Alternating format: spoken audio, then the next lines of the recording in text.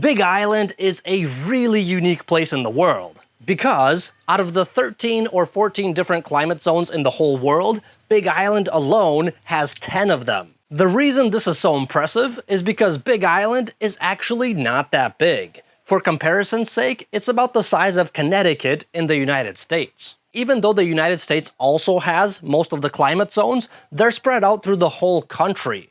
Whereas on the Big Island, all of these different climate zones are crammed into one little piece of land. The reason this is possible is because of strong trade winds, tall mountains, and elevation. The Big Island has two mountains right in the middle of it that block the winds on one side of it, causing the other side to be drier. I have another video where I talk about the annual rainfall on the Big Island, and there I talk more about the wind and the rainfall, so if you're interested to know more about that part, check that video out. But in this video, I want to talk about all the different climate zones on this island and where on the island you can find them. For illustration purposes, I tried to pick a simple climate zone map of the Big Island, that way it'll hopefully be a lot easier to follow along. Let's start with Climate Zone 1, which is a hot, arid desert. This zone is characterized by very little rainfall, a whole lot of bare lava rock, dried out grass, it's hot, it's dry, and often dusty.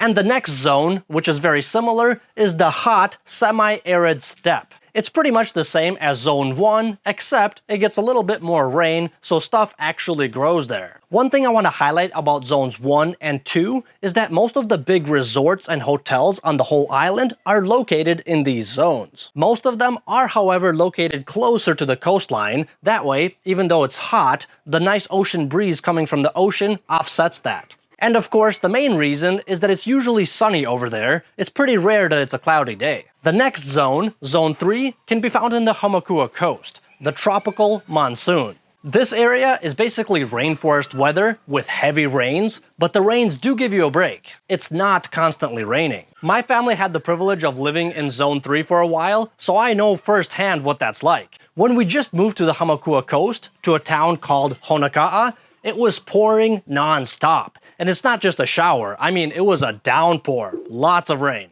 And it didn't just rain for days, it rained for weeks, to the point where we were already thinking that it was a massive mistake to move here. But then the rain stopped, the sun came out, and the weather was glorious. It was cool, it was breezy, and it was sunny, and we absolutely loved it there. We simply learned to expect that when it rains, it pours. Zone 4 is continuously wet, and it's exactly what it sounds like. There's pretty much no dry season, there's just a whole lot of rain. But Zone 4 does cover a big area, so it really depends on the elevation, whether you're going to get a lot of rain or you're going to get a lot of rain. I have a lot of family that lives on the east side of the island, and I can confirm that it really is continuously wet and it does rain a lot there. But the upside of all this rain is that there's a ton of vegetation.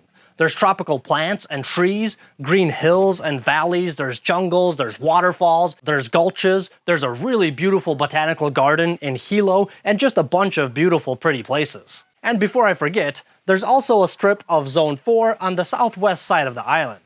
Number 5 is the tropical, wet, and dry zone, also known as savanna. This one is pretty easy to categorize. Basically, half of the year is wet and half of the year is dry, to the point where it does give the vegetation time to dry out a little bit. But then the rains come again and everything turns lush and green. Zone 6, which is the tropical dry climate, can actually be found in 3 different places on the island.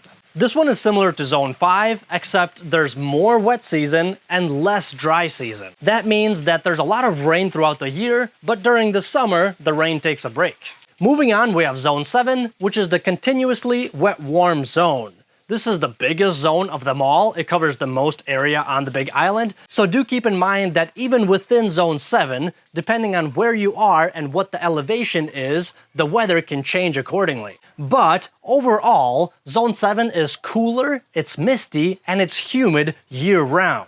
This is because most of the land in Zone 7 is of a higher elevation than the lands that are closer to the coast. Think of this zone as a cool rainforest, and swap the shorts for a hoodie.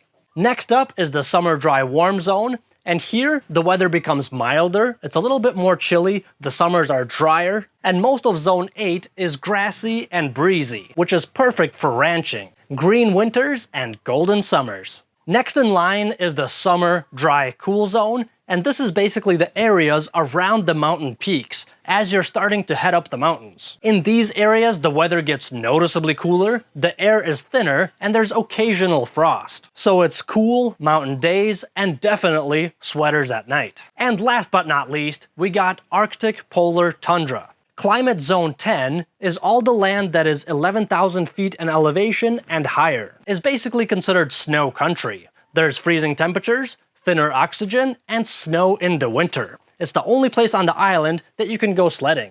And those are all the different climate zones on the Big Island. But before I wrap up this video, I also want to talk a little bit about humidity, because I know that that's a big determining factor for some people when they're deciding where to live on the island. Zones 3, 4, 5, and 6 are considered true tropical zones, which means that most of the land in those areas is going to have high humidity. Zones 7 and 8 are considered moderate humidity, which means it's still humid, but the trade winds make it more comfortable rather than muggy and sticky. And zones 1, 2, 9, and 10 are considered low humidity. And that is all I had.